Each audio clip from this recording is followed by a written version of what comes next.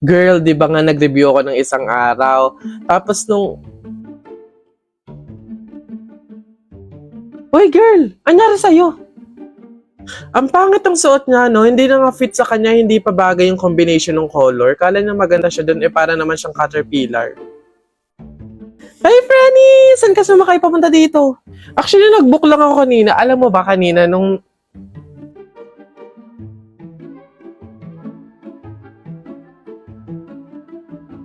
Uy, bakit? Bulag ba yung lalaki? Mano man lang pumili siya ng bagay sa face niya, mukha kayang manang yung jowa niya. Hindi sila bagay.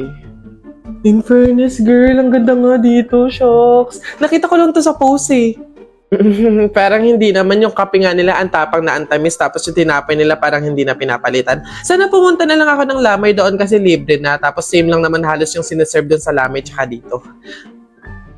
Severe na yung pagka-honesty mo, no?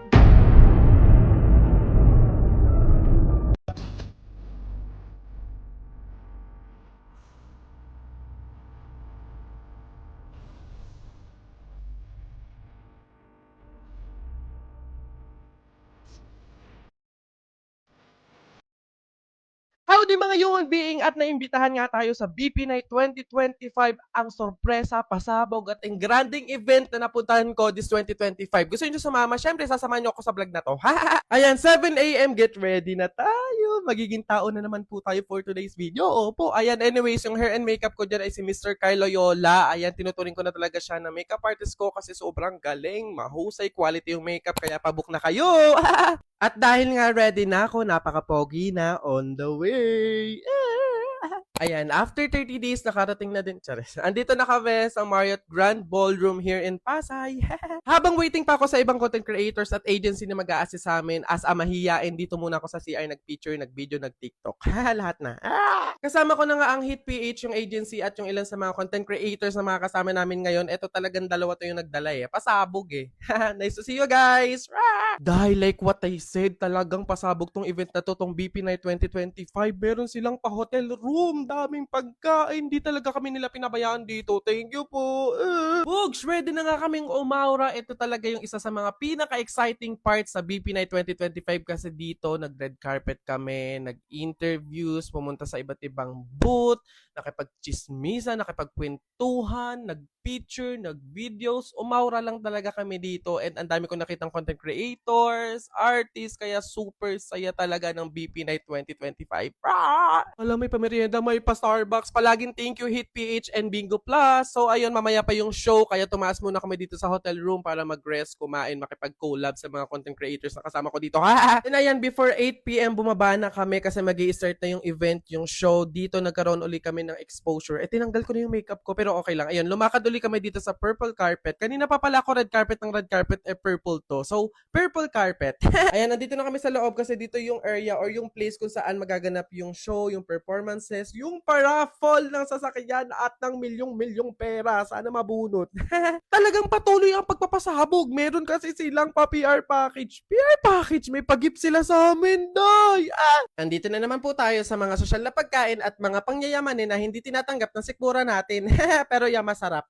Dumating na nga tayo sa exciting part ng BP Night 2025.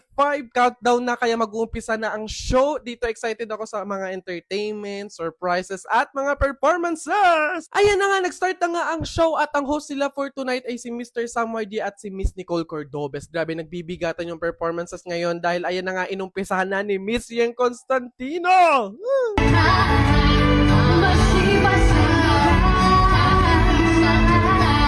Siyempre, hindi mawawala yung ating bida din for tonight, ang mga Bingo Plus Board of Directors. Hello po, pengin pera. Habang nanonood, eto si Sad kumain na ng kumain. Alam niyo, imbis na mabusog ako sa kinakain ko, nabusog pa ako sa mga performances. Alam niyo kung bakit? Si Piolo Pascual lang naman ang sunod na kumanta. You can't win everything, but you can try. Kasama Kasama din dito nag-perform sina Miss Angeline Quinto, Miss Jackie Gonzaga, Vice Ganda, and more. Sa huli ng event, nag-start na din ang Lucky Spin. Sino kaya mananalo ng more than 500 million pesos at ng sasakyan? Sana all. Parang kailangan ko na umuwi. Ako na lang natira sa table namin eh. Once again, thank you so much BP and Hit PH sa pag-invite po sa amin. Super nag-enjoy kami. Panibagong experience and achievement na naman to para sa amin. Also, thank you so much sa panonood. Send and receive good vibes. Sino na namang na-invite sa isang event? Si Ken Koy! Howdy mga human being! Samahan nyo ko ngayong araw na to! Let's go! Ano nga bang event yung pinuntahan ko? Ito nga ang Game Zone The Grand Launch. Meron na naman panibagong fun and enjoyment na mga games na ginawa at ipinakilala para sa atin!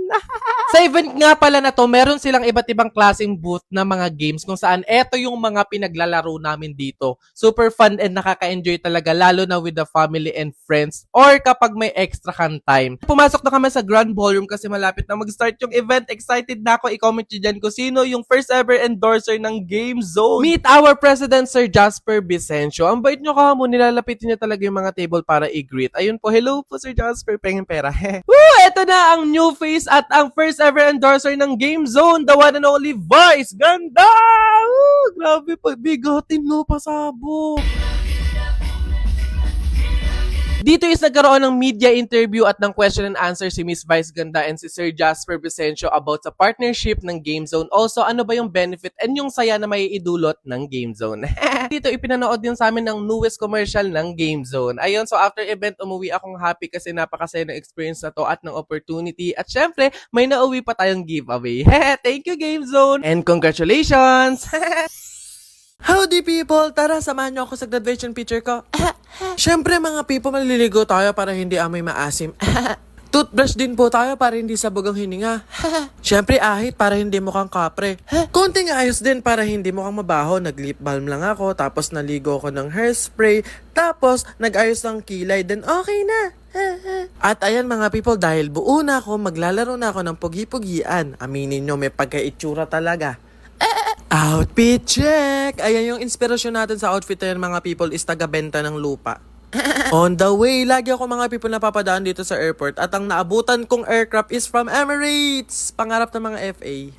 Nakalimutan ko sabihin mga people sa Tagaytay nga pala yung grad peak. Imagine Manila to Tagaytay. Sorry na hindi pa ako tapos mag-OJT dito eh. Ayan, so dito ako sasakay sa PTEX Pabas Patagaytay. Super gutom na, kaya bumili muna ng food. Eto mga people, sure na talagang on my way kasi nasa bus na ako patagaytay. After 2 hours mga people, nakarating na din tayo dito sa Olivares, Tagaytay. Tapos, visit, wala pala ako dalang white t-shirt. Kailangan namin magdala nun for barong. Kaya bumili muna ako sa isa sa mga market dito. Then nag-jeep na ako papunta mismo sa school. Finally here, meet my barkada. Ayan mga people, dito nga pala ako nag-aaral sa mula first year college hanggang makatapos ako ngayon. Hulaan nyo na lang kung ano. Siyempre, start na agad. Ayan yung mga sample nila. Ayan, nag-start na din yung pila for payment and ano yung package. Tapos nakalimutan ko magputo lang kuko. Ang haba niya, ang baho tignan. Dito nagaganap ang fitting, picture at makeup. At ako eto matyaga naghihintay mapicturean lang kahit hindi naman sure kung gagraduate. Ayan, sure na. Ako na yung mini-make-upan. Pogi mo talaga. Ayan na nga mga people at sinusuotan na po tayo ng toga. Opo, fit na fit siya. Opo. Mga people, ayan na nga. Opo, ako na nga po ang sumasalang dyan. Opo, smile ka lang dyan, ngiti ka lang dyan. Rar, rar. After toga, malamang barong naman kahit mukha kong pat... ayan na mga people, meron na talaga. Sinad na sa amin yung soft coffee at namimili na lang kami kung ano talaga dyan ang i-frame. After ng barkada magpag-grad pick, ayan, on the way na kami sa iba pang studio kung saan magkakaroon kami ng creative shot or barkada shot. Yung team namin is kunwari daw anak ng mafia. After din, ayun, nag-uwi na kanya-kanya. Ayun lang mga people, thank you for watching and see you sa graduation.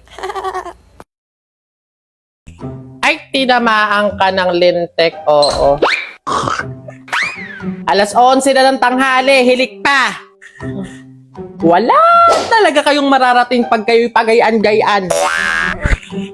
Samantalang kami noon, Diyos ko, lubog pa ang araw. Gising na!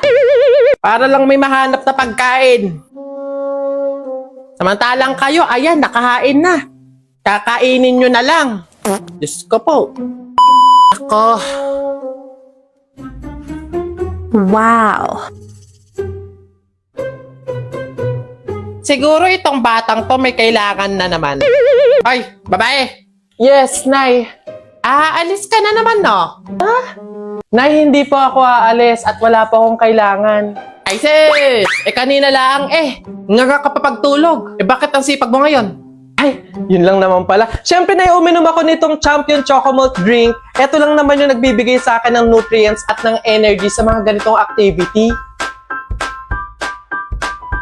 Aha! Masarap nga hindi matabang. I told ya! Ano, pwede ba ako magpaalam? Mag-overnight lang sana ako kay Nakisha. Siguro okay lang naman kasi siyempre magkasaya naman kami doon. Tapos binigyan naman kita ng Chocomalt drink. Tapos naglinis naman. Siyempre naman, hindi! Tigil! Hindi mo ako madadaan sa mga painom-inom mo sa akin ganyan, paano kung kayo maaksidente? Paano kung may mangyari sa inyo masama? Ganyan kayo mga kabataan ngayon